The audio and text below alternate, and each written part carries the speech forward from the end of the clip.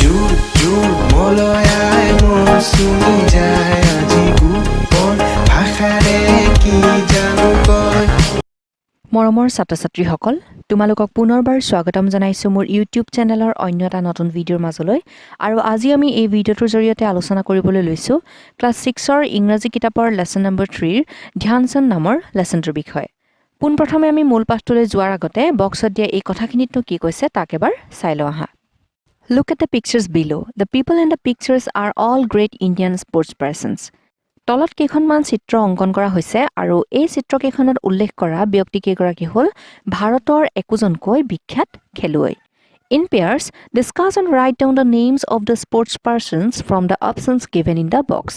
এতিয়া এই চিত্ৰকেইখনৰ তলত তোমালোকে চোৱাচোন তাত তোমালোকে এটা বক্স দেখিবা আৰু সেই বক্সটোত কি আছে কেইটামান নাম উল্লেখ আছে এতিয়া এই নামকেইটাৰ পৰা তোমালোকে উপযুক্ত নামটো সিলেক্ট কৰি চিত্ৰকেইখনৰ তলত লিখিব লাগে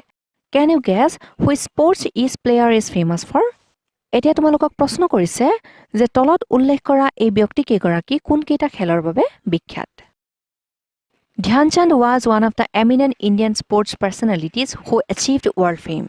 ধ্যান চান্দ আছিল ভাৰতৰ এজন বিখ্যাত খেলুৱৈ যিয়ে বিশ্বৰ বিভিন্ন প্ৰান্তত নিজৰ নাম উজ্বলাবলৈ সক্ষম হৈছিল ধ্যান চান্দ attained international stature in the field of hockey and is counted among the greatest sports legends. তেখেতে আন্তঃৰাষ্ট্ৰীয় পৰ্যায়ত অনুষ্ঠিত হোৱা হকি খেলত অংশগ্ৰহণ কৰিছিল আৰু বিভিন্ন বিখ্যাত খেলুৱৈৰ লগতে ধ্যান চান্দ আছিল তেওঁলোকৰ মাজৰ এজন অন্যতম It is said that what Pele is to football and Muhammad Ali is to boxing, Dhyan Chand is to hockey. এটা কথা কোৱা হয় যে পেলে যেনেদৰে ফুটবলৰ বাবে বিখ্যাত বা মোহাম্মদ আলী যেনেদৰে বক্সিংৰ বাবে বিখ্যাত তেনেদৰে হকিৰ বাবে বিখ্যাত হৈছে ধ্যান চান্দ He remains the greatest hockey player of all time. তেখেতক সকলো সময়তে হকিৰ এজন বিখ্যাত খেলুৱৈ হিচাপে জনা যায় Till the arrival of Dhyan Chand, the Europeans and the Americans were the leading master of the game. ইয়াত কোৱা হৈছে যে ধ্যান চান্দে হকিৰ খেলত খোজ পেলোৱাৰ আগলৈকে ইউৰোপিয়ান আৰু আমেৰিকানসকলে এই খেলত বিশেষভাৱে পাৰদৰ্শিতা আগবঢ়াই আছিল ধ্যান চান্দ shocked the Europeans and the Americans with his splendid performance in 3 Olympics.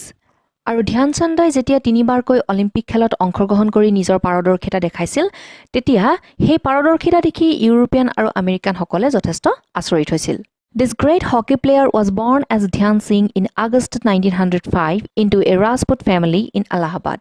এতিয়া আমি জানিব পাৰিলো যে ধ্যান চান্দৰ প্ৰকৃত নাম হৈছে ধ্যান সিং আৰু তেওঁ জন্ম হৈছিল এলাহাবাদৰ এটা ৰাজপুত ফেমিলিত আৰু তেওঁ জন্ম হৈছিল 1905 চনৰ আগষ্ট মাহত The turning point of his life came when he joined the British Indian Army at the age of 16. প্ৰত্যেক মানুহৰ জীৱনলৈ যেনেদৰে টাৰ্নিং পইণ্ট আহে যাক অসমীয়াত জীৱনৰ আলিকেকুৰি বুলি কোৱা হয় ঠিক তেনেদৰে ধ্যান চান্দৰ জীৱনলৈ এটা টাৰ্নিং পইণ্ট আহিছিল আৰু তেওঁৰ জীৱনলৈ টাৰ্নিং পইণ্ট কেতিয়া আহিছিল যেতিয়া তেওঁ 16 বছৰ বয়সত ব্ৰিটিছ ইণ্ডিয়ান আৰ্মিত যোগ দিছিল The army gave him the much needed opportunity and facilities to practice hockey. হকিৰ প্ৰেক্টিছ কৰিবৰ বাবে ধ্যান চান্দক যিখিনি সুবিধাৰ প্ৰয়োজন আছিল বা যিখিনি ফেচিলিটিছৰ দৰকাৰ আছিল সেই সকলোবোৰ আৰ্মিসকলে তেওঁক কৰি দিছিল He preferred to do his practice sessions at night after his duty hours. তেওঁ ডিউটি শেষ হোৱাৰ পাছত ৰাতি প্ৰেক্টিছ কৰি বেছি ভাল পাইছিল He often waited for the moon to come out so that the visibility in the field improved. তেওঁ প্ৰায় চন্দ্ৰ ওলোৱালৈকে অপেক্ষা কৰিছিল যাতে চন্দ্ৰৰ পোহৰ তেওঁৰ ফিল্ডখনত পৰে আৰু সেই পোহৰত যাতে তেওঁ ভালদৰে প্ৰেক্টিছ কৰিব পাৰে His practice sessions coincide with the rising of the moon and so Dhyan Singh came to be called Dhyan Chand by his fellow players. আৰু তেওঁ যে ৰাতি প্ৰায় চন্দ্ৰৰ পোহৰত খেলৰ প্ৰেক্টিছ কৰিছিল সেইবাবে তেওঁ লগৰীয়াসকলে তেওঁক ধ্যান সিঙৰ হলনি ধ্যান চান্দ নামেৰে মাতিবলৈ ধৰিলে His coach also predicted that he would one day shine like the moon. He gave him the title Chand. Chand is a Hindi word for moon. আৰু তেওঁৰ যিজন প্ৰশিক্ষক আছিল সেই প্ৰশিক্ষকজনে প্ৰেডিক্ট কৰিছিল যে ধ্যান সিঙে এদিন চন্দ্ৰৰ দৰে নিজৰ নাম উজ্বলাবলৈ সক্ষম হ'ব আৰু সেয়েহে তেওঁ ধ্যান সিঙক চান্দ নামৰ উপাধিটো দিছিল Chand হৈছে এটা হিন্দী শব্দ যাৰ অৰ্থ হৈছে চন্দ্ৰ A few years later in 1928 he led the Indian hockey team to win the first gold medal for India in Amsterdam কেইবছৰমানৰ পাছত 1928 চনত তেওঁ ভাৰতৰ হকি টিমৰ লিড লৈছিল আৰু আমষ্টাৰডামত অনুষ্ঠিত হোৱা খেলখনত তেওঁ প্ৰথমটো গোল্ড মেডেল লাভ কৰিছিল He won his second gold in the 1932 Olympics in Los Angeles. The last gold came to him in the 1936 Olympics in Berlin, where he led the Indian team. He also won the title of Hockey Personality of the Century there. আৰু 1932 চনত loss এঞ্জেলছত অনুষ্ঠিত হোৱা অলিম্পিকত তেওঁ দ্বিতীয়টো gold medal পাইছিল আৰু তেওঁ শেষৰটো গোল্ড মেডেল পাইছিল 1936 চনত বাৰ্লিনত হোৱা অলিম্পিকত আৰু তাতে তেওঁ এটা উপাধি পাইছিল আৰু সেই উপাধিটো হ'ল hockey personality of the century Dhyan Chand was given the nicknames the Wizard and the Magicians of Hockey for his super ball control.